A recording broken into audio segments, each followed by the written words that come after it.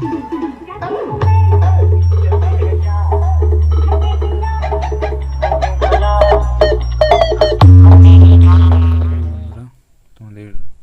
সবাইকে এই চ্যানেলে স্বাগত। তো দেখতেই পাচ্ছ আমি আজকে চলে এলাম একটা অ্যাম্পলিফায়ার মেশিন নিয়ে, যেটার কাস্টমার দিয়ে গেছে রিপেয়ার করার জন্য, যার কন্ডিশন হচ্ছে এইরকম। সমস্ত কিছুই একদম খুলে উল্টো হয়ে রয়েছে, তারপর ছিঁড়ে রয়েছে। তো এটা সাধারণত একটা 4440 আইসি বোর্ড। তোমাদেরকে দেখানোর চেষ্টা করবো। যে দেখতে পাচ্ছ 4440-এর একটা আইসি বোর্ড। এটা কন্ডিশন খুবই খারাপ ছিল, যেখান থেকে পরিষ্কার করে এই অবস্থায় আনা হয়েছে। তো তো বোর্ডটা দেখে না, বোর্ডটার কন্ডিশন এখনও খারাপ। তো এরপর রিপেয়ার করলে কি হয় দেখা যাক।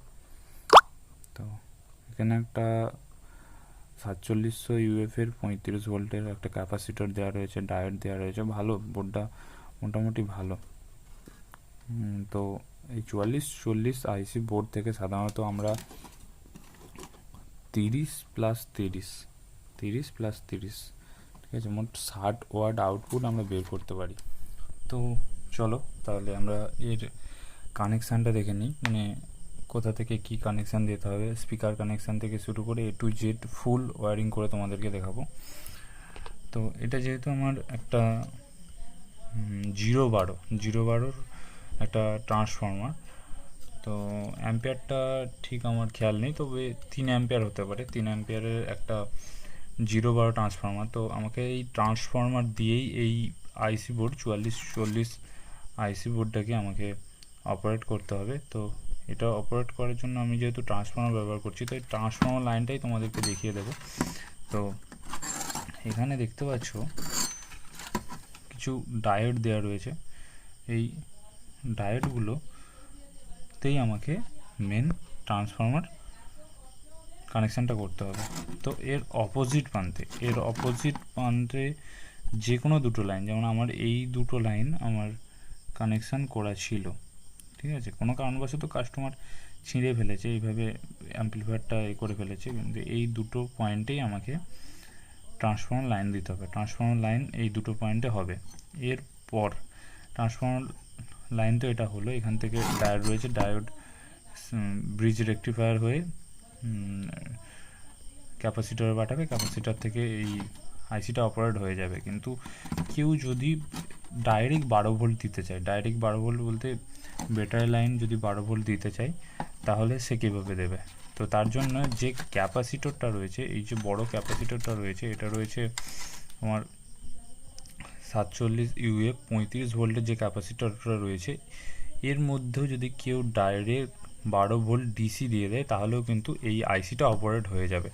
তো তার জন্য আমরা কি করব, এর প্লাস মাইনাসটা নির্বাচন করব। এখানে যে তার জোড়া রয়েছে, যদি এটা জোড়া না থাকতো তখন আমরা কি করতাম, প্লাস মাইনাসটা আমরা কীভাবে বুঝবো সেটা বলে দিই।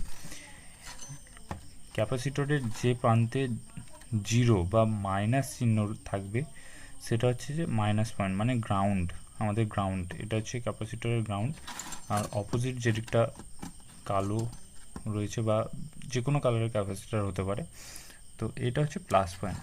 তো স্বাভাবিকভাবে ক্যাপাসিটরের এই দিকটা আমাদের কোনো কিছু চিহ্ন নেই, তার মানে এটা আমাদের প্লাস পয়েন্ট। আর এই দিকে যে 0 লেখা রয়েছে বা এখানটা মাইনাস চিহ্নও থাকে, তো এটা হচ্ছে যে আমাদের মাইনাস পয়েন্ট, মানে গ্রাউন্ড। এই গ্রাউন্ডটা আমরা সব এখান থেকে যত গ্রাউন্ড, মানে যত মাইনাস পয়েন্ট রয়েছে, এটা হচ্ছে আমাদের গ্রাউন্ড।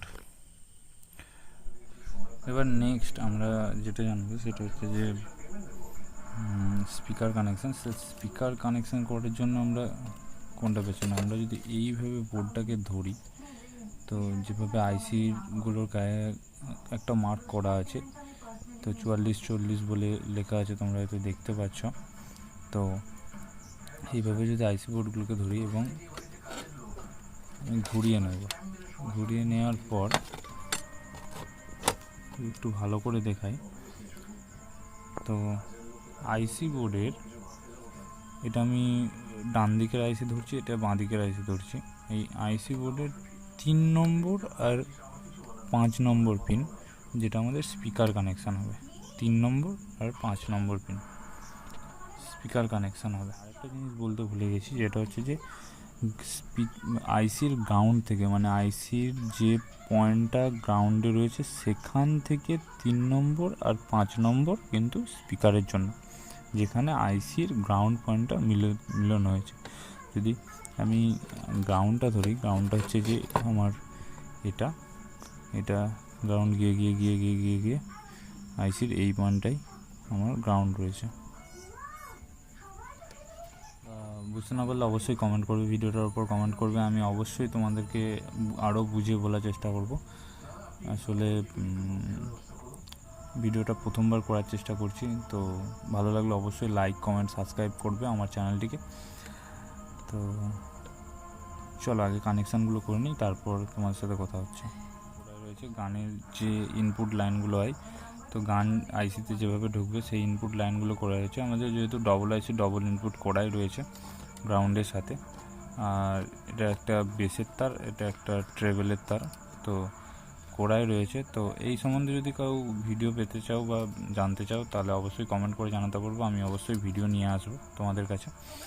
তো আর বেশি বকবো না, চলো তাড়াতাড়ি কানেকশানটা করে নিই, করে নিয়ে তারপর তোমাদেরকে দেখাচ্ছি। আর এটা দিয়ে আমি অবশ্যই তোমাদেরকে টেস্ট করে সাউন্ড চেক করে দেখাবো। তো চলো দেখা যাক।